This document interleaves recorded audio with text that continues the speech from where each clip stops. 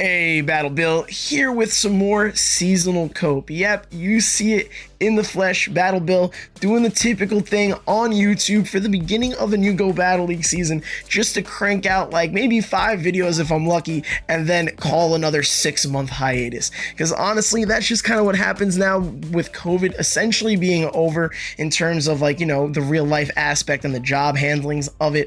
I got my full-time teaching career. I stream daily on Twitch, so it's kind of hard to squeeze in the time needed for some YouTube content, but the school year is coming to an end, so maybe I'll crank up another Go Battle League season with some fun, newly updated Pokemon, and hopefully get out some YouTube content the way that I would love to be able to do. Even if you guys don't even want to see it at this point. At this point, you're just like, you know, Battle Bill hanging up. You had a great run back in the day, back in yonder, man. 2020 was a long time ago.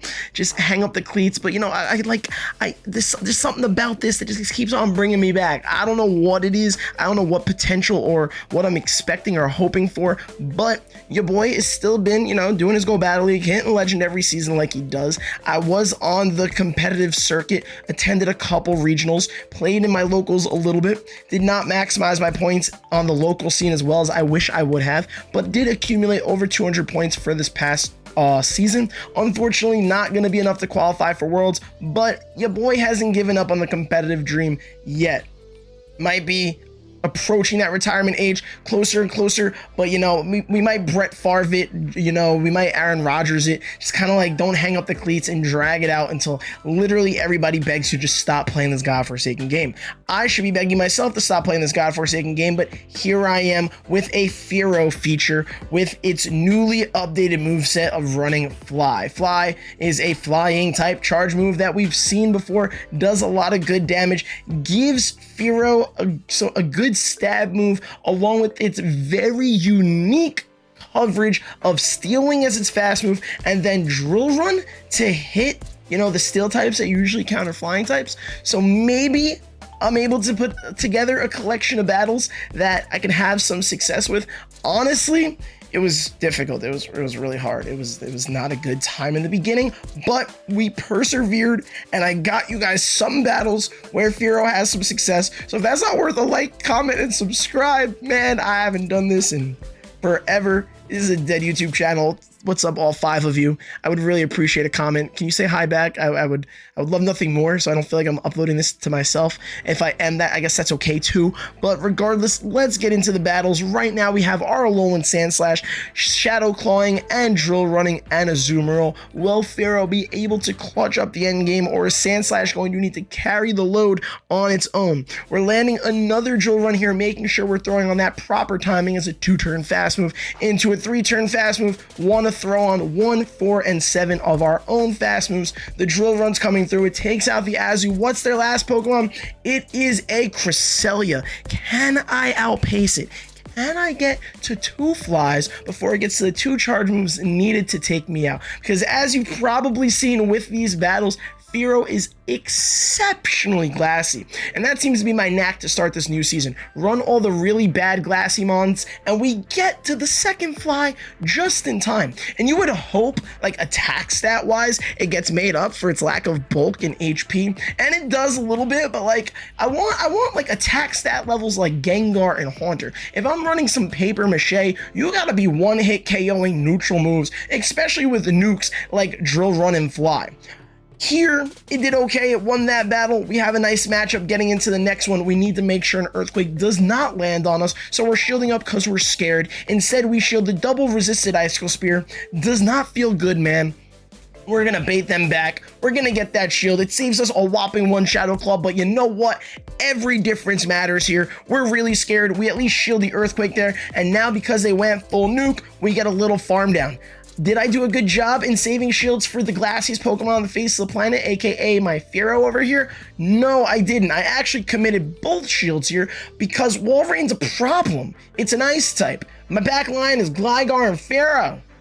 So we needed to get rid of it, and we did, thankfully, but at the cost of both of our shields. Our opponent makes a misplay, as you'll notice with these battles, especially maybe in the next video, if I get out a next video.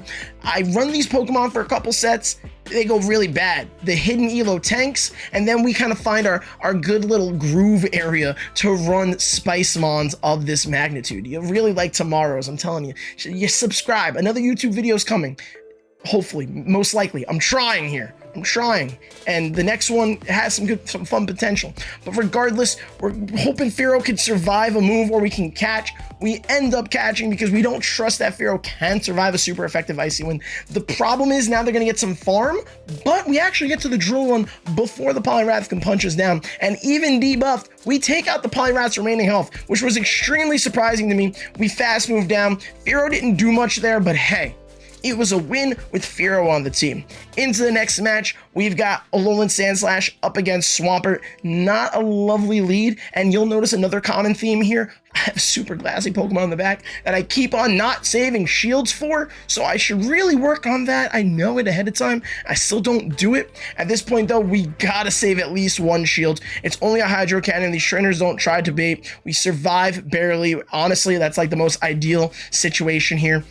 We get off another Ice Punch, and then we decide to pivot because they decided to use their second shield. And then they match our Flying type with their Steel type, but what they don't know is we got super effective Drill Run, and Galarian Stunfisk is applying no fast move pressure to our Flyer here. So we let one Rock Slide come through. I'm even willing to shield the second one so we can maximize farm. This is the Fearow show. Also, really great timing with that cutting out. Really fantastic recording of battles there, Battle Bill. I'm a natural at this. Thankfully, we didn't miss much because another Drill Run's gonna land on the G-Fisk, and then they come in with their Swampert. We are going to one-shot its remaining health with that over farm of energy.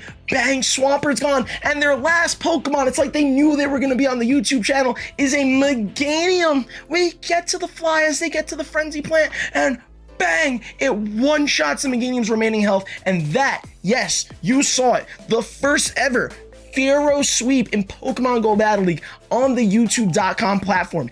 I promise you, you cannot search this website and find anybody else that has a battle where this stupid thing somehow swept the opponent. I don't care what elo, I don't care what I was going up against. These were legitimate Go Battle League battles. It was not a paid actor. I'm not coping. Maybe they were a paid actor in disguise. They weren't, and we pulled it off, and we just obliterated a Dragalge there, and then they came in with their Ape. We pivot because we have two Flyers in the back. Fearow's not really good at being a Flyer, though. Again, keep in mind, its only flying move is Fly. Say that 10 times fast. And its fast move, Steel Wing, doesn't apply the flying damage that we kind of want from it. They then pivot into a Tentacruel, which is like awkward. It's good because obviously we resist the majority of the damage. We just don't want a Scald landing. And then I go for a bait, and they kind of called it, so I put myself in an awkward situation because I could have gotten rid of the Tentacruel, and I said, screw this is the Fearow show, but also Sandslash has some energy. I need to save their shields. We did not maximize properly. I should have built up the two Ice Punches there because there's a fighter back there, but they end up shielding the second one because they want to lose to Fearow. They have no idea the last Pokemon's Fearow. They're going to get off a charge move here. We're obviously going to shield it. We're going to get the Fly off. We're going to take out the Ape's remaining health, and the Tentacruel is going to get Steel Winged down. Steel Wang. Give me that resisted damage. No, it's not actually because they have energy. They're going to Scald us and take out the Fearow. But that Slash, we didn't maximize energy properly. It ended up still working itself out. Shout out to our opponent for playing in the way that they did. We get to the Ice Punch, we take out the Tentacruel, and that is another win with Fearow on our team. Into the next battle, we have our Alolan Sandslash up against a Galarian G-Fisk. Galarian Fisk. That is its name. You heard it here. Slash, throwing the Drill Run, gets the shield, worried about Earthquake. Again, common theme here, not doing a great job saving shields for the Fearow. Thankfully, didn't get baited. They decided to pivot. We matched their swap as fast as feasibly possible. Again, the hidden elo's a little suspect right now, so I don't know what's coming out my Gligar. I don't know if they're going to build up to a Psychic and throw it. I don't know if they're going to bait me with a Pup, because that happened a couple times. I don't know if they're going to throw a freaking Ice Punch like they're supposed to, but they decide to Psychic, and we are able to farm down thanks to that. We expect their G-Fisk to come back in because they don't want to reveal their third.